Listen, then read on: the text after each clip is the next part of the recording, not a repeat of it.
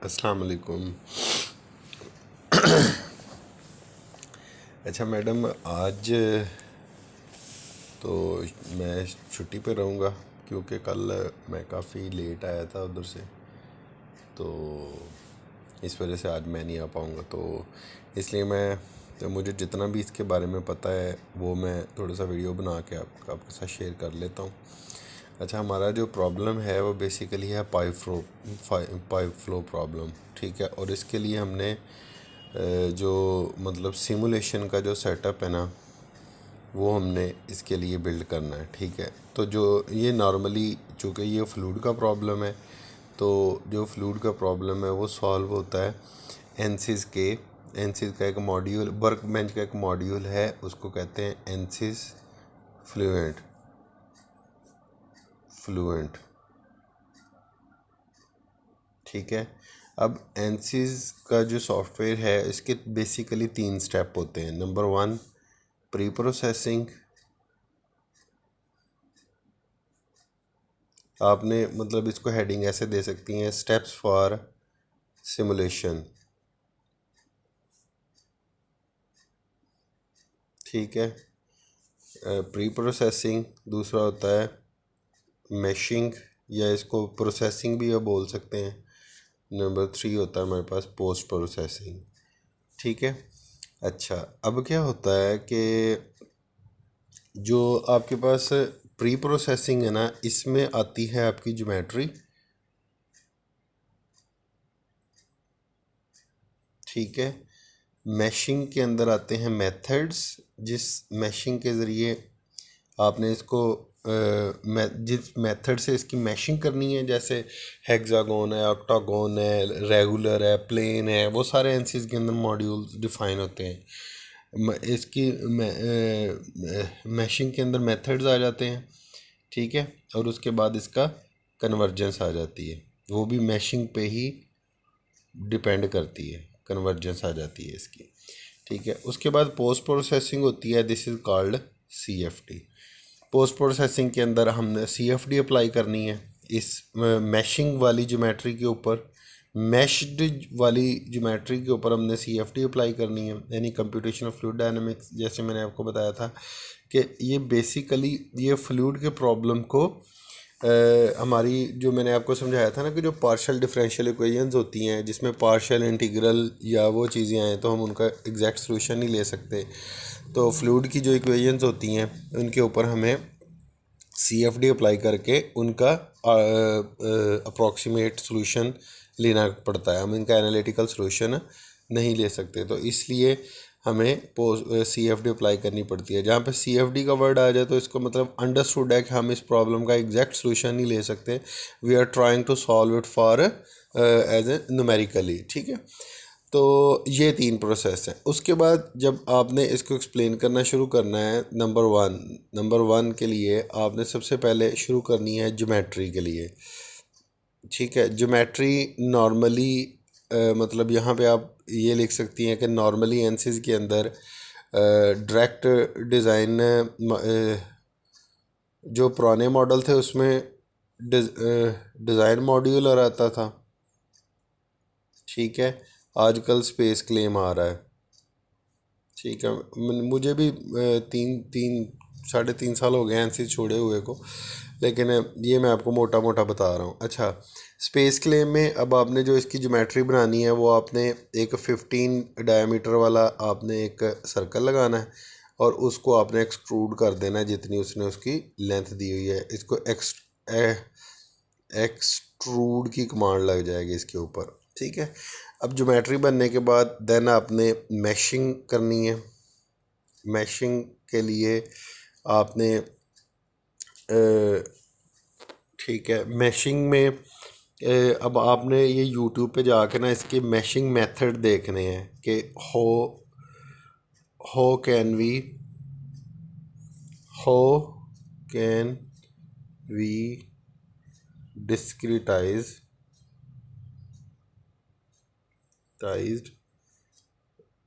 अ pipe flow. ठीक है, यहाँ पे जिस मेथड से भी वो मैश करेगा ना उसको आपने वो यहाँ पे एक्सप्लेन कर देना है, ठीक है।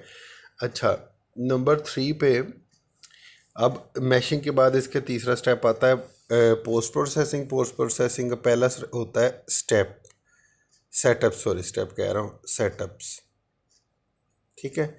सेटअप में सबसे पहली जो चीज़ आती है वो होती है बाउंड्री कंडीशंस, ठीक है, बाउंड्री कंडीशन। तो बाउंड्री कंडीशन में आपकी ये जो पाइप फ्लो है ना, इसके ऊपर 3 बाउंड्री कंडीशंस अप्लाई होंगी, 3 boundary condition,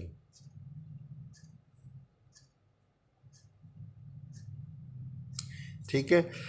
basically boundary condition जो आपके प्रॉब्लम के ऊपर मतलब डिफाइन होगी वो कौन सी, मतलब हमारे पास 3 तरह की बाउंड्री कंडीशन होती है। एक न्यूमोन बाउंड्री कंडीशन होती है, एक ड्रिशले बाउंड्री कंडीशन होती है, ठीक है, और एक वो मुझे भूल गया, पता नहीं कौन सी है। नॉर्मली ये 2 ही यूज़ होती हैं, ड्रिशले और न्यूमोन, तो इस वजह से मुझे यही याद है।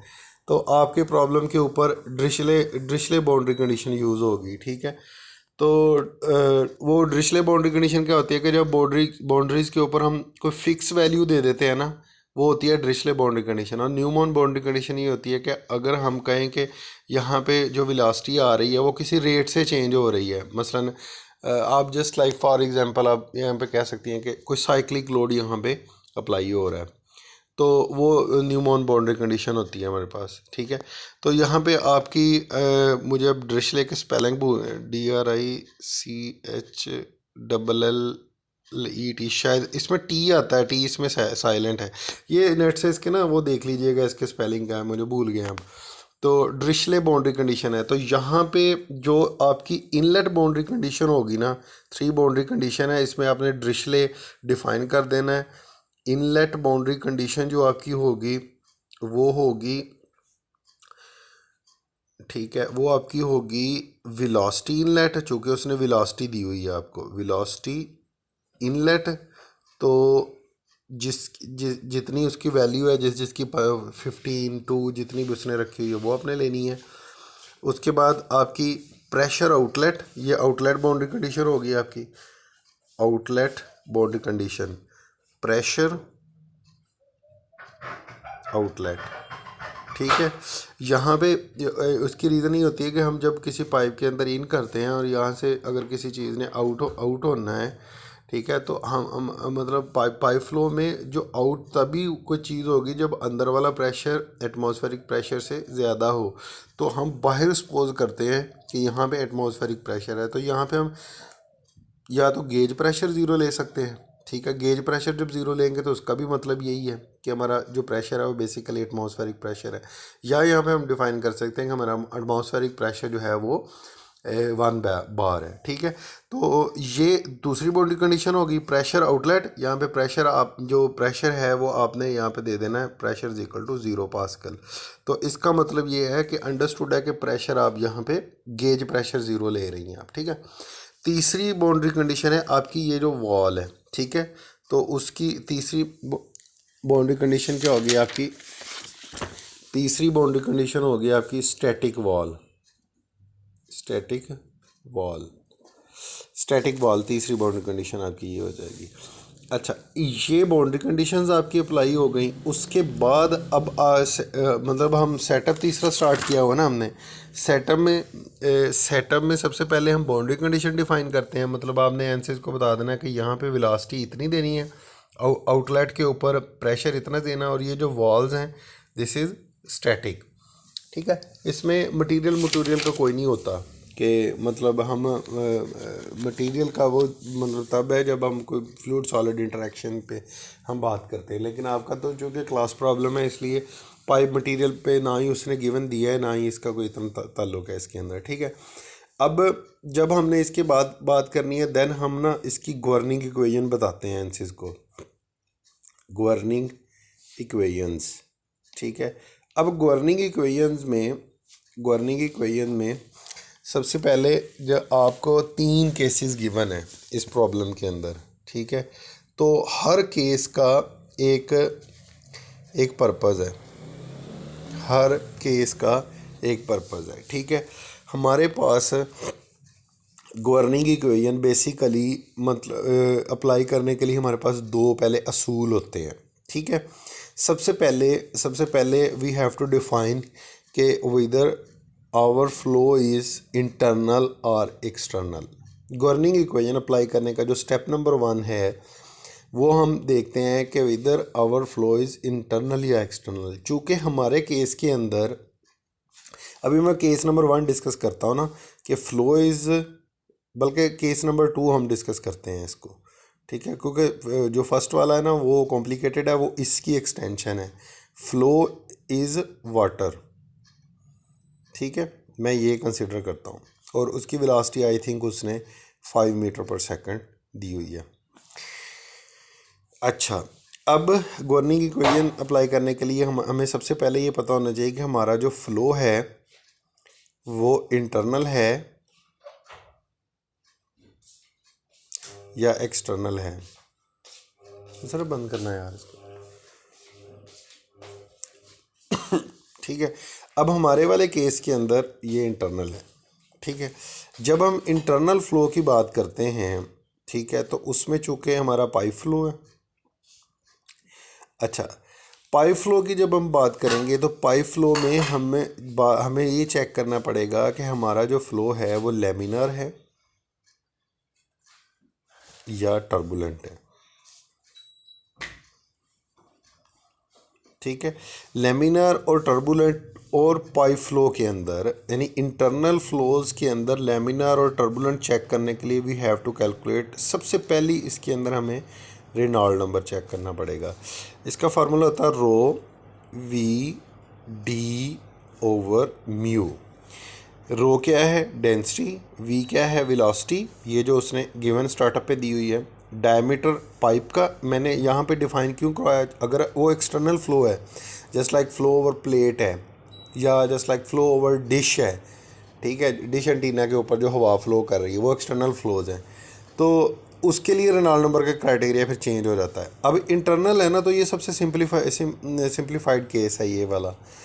तो यहाँ पे रो वी डी आ जाएगा, तो आपने यहाँ पे डायमीटर पुट करना है। तो अगर रेनॉल्ड नंबर की जो वैल्यू है वो लेस देन 2300 आ जाती है, तो आपने कहना है कि माई फ्लो इज़ लेमिनर, ठीक है। तो नॉर्मली चूँकि रो भी कांस्टेंट है, डाय भी कांस्टेंट होता है, रो वी डी ओवर म्यू होता है, रो वी डी ओवर म्यू। और ये मैडम याद रखना कि म्यू जो है ना वो डायनामिक विस्कोसिटी है, डायनामिक विस्कोसिटी है, ठीक है। इसका यूनिट होता है पास्कल सेकंड। ये आपने ज़रूर याद रखना है, ये डायनामिक विस्कोसिटी है, ये काइनेमेटिक नहीं ले लेनी है आपने यहाँ पे। वो इनका क्या फ़र्क होता है मैं बाद में आपको करवा दूँगा। अच्छा, अगर तो ये लेमिनार, और अगर ये रेनॉल्ड नंबर आपका ग्रेटर देन 2300 आ जाता है तो वो हो जाता है टर्बुलेंट, ठीक है, टर्बुलेंट। तो अब यहाँ पे सबसे पहले आपने केस नंबर 1 में ये डिफाइन करना है कि इतनी वेलोसिटी के लिए और इन डायमीटर्स के लिए आपका रेनॉल्ड नंबर किस रेंज में जा रहा है। तो अगर तो वो लेमिनार है, अगर वो लेमिनार है, जो कि मेरे ख्याल में नहीं आना नहीं चाहिए, वो टर्बुलेंट ही आएगा। अगर वो टर्बुलेंट है तो आपने इस चीज़ को ये देखना है कि अगर वो टर्बुलेंट है तो देन आपने ये देखना है कि आपकी जो टाइम टर्म है, जो टाइम टर्म है वो आएगी, और अगर वो लेमिनार है तो वो टाइम टर्म जो है वो नहीं आएगी, जो टाइम टर्म है वो नहीं आएगी। समझ लगी? अच्छा, एक तो ये हो गया। अभी मैं बताता हूँ कि टाइम टर्म मैं किस चीज़ को कह रहा हूँ। अच्छा, दूसरी चीज़ ये है, दूसरी मतलब ये चीज़ साबित कर ली कि योर फ्लो इज़ लेमिनार और टर्बुलेंट। दूसरी चीज़ ये है कि हमारे पास दो मतलब गवर्निंग इक्वेशन अप्लाई करने के लिए एक तो ये हमें चीज़ें देखनी पड़ती हैं। सबसे पहले हमें लेमिनार और टर्बुलेंट के बारे में हमें देखना पड़ता है कि हमारा जो फ़्लो है वो लेमिनार है या टर्बुलेंट है। दूसरा हमें ये देखना पड़ता है कि हमारा जो फ़्लो है वो न्यूटोनियन है या नॉन न्यूटोनियन है, ठीक है। सबसे पहले हमें ये देखना पड़ता है। तो आपने ये दोनों कंडीशंस के लिए, अब दोनों कंडीशंस के लिए अभी फ़र्ज़ करें, मैं आपको ना सिंप्लीफाइड जो हमने लिटरेचर में पढ़ी हुई हैं चीज़ें, मैं आपको न्यूटोनियन और लेमिनार के लिए जो हम अप्लाई करते हैं। अच्छा, उसके बाद अजम्पशंस लेनी है आपने यहाँ पे ना।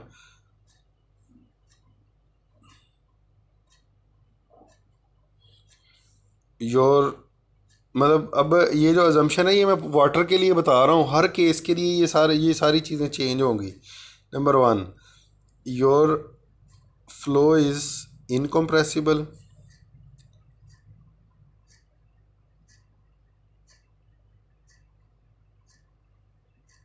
इनविसिड। ठीक है, तो इसके लिए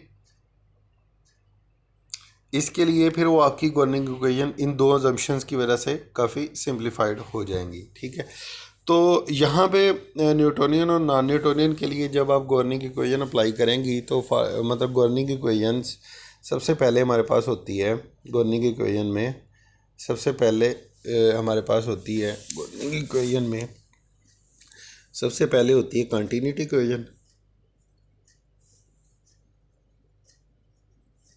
ठीक है, इसका जो होती है partial rho u by partial x, partial बल्कि plus partial rho by partial t, plus partial rho v by partial y, plus partial rho डब्ल्यू by partial z is equal to zero. अब आपने चूँकि अब आपका आपने कह दिया कि आपका फ़्लो जो है वो टर्बुलेंट नहीं है, लेमिनर है। ठीक है, स्ट्रीमलाइन है, तो उसमें आपकी और यहाँ पे लेमिनर के साथ साथ यहाँ पे आपने एक अजम्पशन और लेनी है, the flow is study. Flow is study. ठीक है, स्टडी। तो जब आपने इसको स्टडी स्टेट लिया तो आपका ये टर्म उड़ गई।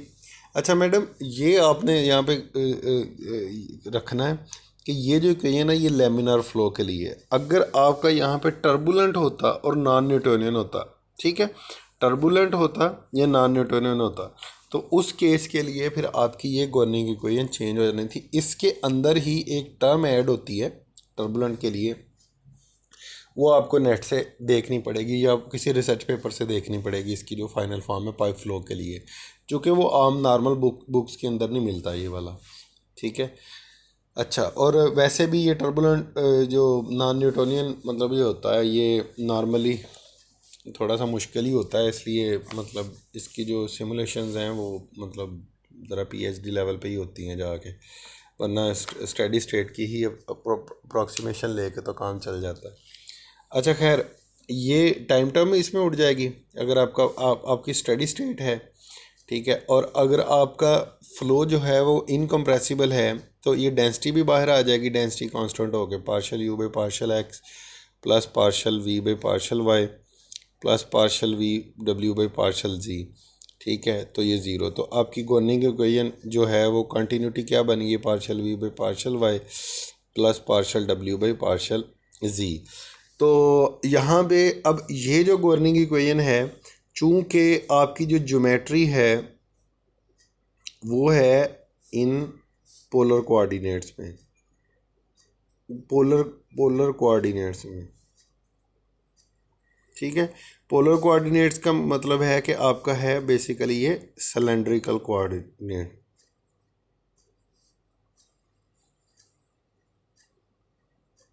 ठीक है, सिलेंड्रिकल कोऑर्डिनेट्स में तो आपका जो एक्स है वो और थीटा में कन्वर्ट हो जाता है। ठीक है, जो आपका जो वाई है वो एल में कन्वर्ट हो जाता है या उसकी हाइट में कन्वर्ट हो जाता है। ठीक है, और एक जो सॉरी इसको ऐसे कर लेते हैं, एक्स आर में कन्वर्ट हो जाता है, ये एच में कन्वर्ट हो जाता है, और जी आपका आर थीटा में कन्वर्ट हो जाता है। ठीक है, वो होता है ना हमारे पास सिलेंडर। ठीक है, तो इसमें एक ये आर होता है, एक ये थीटा होता है, और ये हमारे पास एच होता है। ठीक है, तो पोलर कोऑर्डिनेट में आपकी ये इक्वेशन बन जाएगी partial u by partial r plus partial v by partial h plus partial डब्ल्यू बाई पार्शल आर थीटा। अब आपने यहाँ पे अजम्पशन लेनी है कि माई फ्लो इज़ 2D फ्लो। तो 2D फ्लो में एक ये मोशन हो रही है जो अलोंग एच चल रही है, तो इसमें ये टर्म बच जाएगी, और दूसरी टर्म अलोंग आर द यानी कि बाउंड्रीज़ की तरफ भी जा रहा है, ठीक है, तो अलोंग आर डायमेंशन में उसकी वेरिएशन आ जाएगी, तो ये चीज़ ज़ीरो हो जाएगी। अच्छा, इसको आपने वेरीफाई करना है ज़रा नेट से। मुझे काफ़ी अर्सा हो गया चीज़ों को किए हुए, इसलिए भूला हुआ है कि ये जो मैंने नीचे मतलब इस इक्वेशन को इसमें जो मैंने कन्वर्ट किया है पोलर कोऑर्डिनेट सिस्टम के अंदर, सिलेंड्रिकल के लिए जो कंटिन्यूटी इक्वेशन है उसके जो कोऑर्डिनेट्स हैं उसमें आर एच और आर थीटा ही आता है या कुछ और चीज़ आती है, ठीक है। वीडियो काफ़ी लंबी हो गई है, मतलब मेरा नहीं ख्याल था कि इतनी लंबी होगी। खैर, अच्छा, यहाँ पे अब आपकी जो ये जो गवर्निंग इक्वेशन है partial u by partial r plus partial v by partial h is equal to zero, ये सिंप्लीफाइड केस के लिए ये बनी, ठीक है। देन उसके बाद इसको आपने कपल करना है नेवियर स्टोक इक्वेशन के साथ, नेवियर स्टोक इक्वेशन के साथ, ठीक है, नेवियर स्टोक इक्वेशन के साथ। ये बेसिकली ये किसके लिए होती है, ये आपको फ्लूइड की वेलोसिटी कैलकुलेट करके देती है। ये क्या चीज़ होती है, फ्लूइड की वेलोसिटी। अब जैसे हमारी अजम्पशन चल रही है लेमिनर एंड स्टेडी स्टेट, ठीक है, और न्यूटोनियन लुब्रिकेंट के लिए, तो मैं उसके लिए आपको नेवियर स्टोक इक्वेशन लिख के दिखाता हूँ। वो हमारे पास होती है partial rho by partial t, partial rho नहीं सॉरी पार्शल, मैं एक्स एक्सिस में लिख देता हूँ, partial b partial t plus partial u by partial x plus partial u v by partial y plus partial u डब्ल्यू by partial z is equal to minus partial p by partial x plus mu partial square u by partial x square plus partial square u by partial Y square plus partial square u by partial ji square, ठीक है। अब ये governing equation है for laminar flow और steady state के लिए। अब steady state के लिए पहली अजम्पशन के लिए ये टर्म उड़ गई, ठीक है। और अब आपका फ्लूइड, चूँकि पहले तो आपने इस एक्स एक्सिस वाली को कन्वर्ट करना है पोलर कोऑर्डिनेट सिस्टम के अंदर जो इसकी है आर थीटा वाली, ठीक है, तो जो भी एक्स वाई और जी जिसमें कन्वर्ट हो। अब आपका चूँकि फ्लूइड 2D है तो ये भी टर्म उड़ जाएगी, ये भी तो सिंप्लीफाइड फॉर्म में ये दो रह जाएंगी, ये दो इसमें एक उड़ जाएगी, दो रह जाएंगी और एक प्रेशर वाली रह जाएगी। देन इन दोनों को आपने कपल करना ही, आपकी गवर्निंग इक्वेशन भी अब कंप्लीट हो गई, ठीक है। गवर्निंग इक्वेशन के बाद अब आपने CFD अप्लाई करनी है, तो CFD का ना उसने पूछा है ना आपने इसको निकालना है, तो यहाँ से आपने सिंपल कह देना है कि we would apply CFD schemes and finally calculate the required output, ठीक है। ये आपका केस नंबर 2 हो गया, वाटर इज़ फ्लोइंग, ठीक है, ये कंप्लीट हो गया। अब जो केस नंबर 1 है वो भी बिल्कुल ऐसा ही होगा, वो चीज़ मतलब वो हनी है तो हनी उसने डिफ़ाइन करके ये चीज़ बताई हुई है कि आपका फ्लो जो है वो नॉन न्यूटोनियन लुब्रिकेंट है, तो आपने गवर्निंग इक्वेशन नॉन न्यूटोनियन की ढूंढ लेनी है नेट से, ठीक है। और तीसरा जो है वो गैशियस फेज़ है, तो गैशियस फेज़ के लिए भी आपने जो है वो सबसे पहले ये चेक करना है कि हाउ कैन वी कैलकुलेट जो लेमिना अपना Reynold number for gaseous phase, उसका जो फार्मूला है वो आपने देख लेना है। देन चूँकि गैसियस है, गैस में हम इनकम्प्रेसिबल की अजम्पशन नहीं ले सकते, इनविसिड की भी नहीं ले सकते, तो आपको मतलब यही चीज़ में ये डेंसिटी जो है वो अंदर लगानी पड़ेगी गैस के केस में, ठीक है। उसको आप बाहर नहीं ले सकते, जैसे इस जहाँ पे मैं इसको बाहर ले गया था ना, तो ऐसे आप इसको नहीं ले सकते। तो इन्हीं स्टेप्स को अगर आप रिपीट कर दें, जो आपका हनी है, हनी डिफाइन कर रहा है कि फ्लो इज़ नॉन न्यूटोनियन। अब वो टर्बुलेंट है या लेमिनार है, वो उसकी वेलोसिटी डिफाइन करेगी। आपने नेट पे लिखना है how to calculate the Reynold number for non Newtonian lubricant, तो नॉन न्यूटोनियन लुब्रिकेंट के जो भी रेनॉल्ड नंबर का फार्मूला होगा वो आपने लगा लेना है, तो केस नंबर 1 आपका सॉल्व हो जाएगा, ठीक है। केस नंबर 2 का ये थोड़ा सा नेट पे ना चीज़ें आपको सॉर्ट आउट करनी पड़ेंगी, तो उन्होंने लिखा भी हुआ है, ऑनलाइन सोर्स आप यूज़ कर लें, ठीक है। और जो तीसरा केस है वो गैशियस फेज़ है, तो उसमें हम लेमिनार टर्बुलेंट चेक करने के बाद जो जम्पशंस हमने लिए ना वो वाली वो हम नहीं ले सकते, ठीक है। तो आई होप कि आपको ये चीज़ जो है ना वो फ़ायदा देगी। मुझे बस इतना ही पता था, बाकी ये है कि इंशाल्लाह बैठ के कर लेंगे, ठीक है। ओके मैडम, अल्लाह हाफिज़।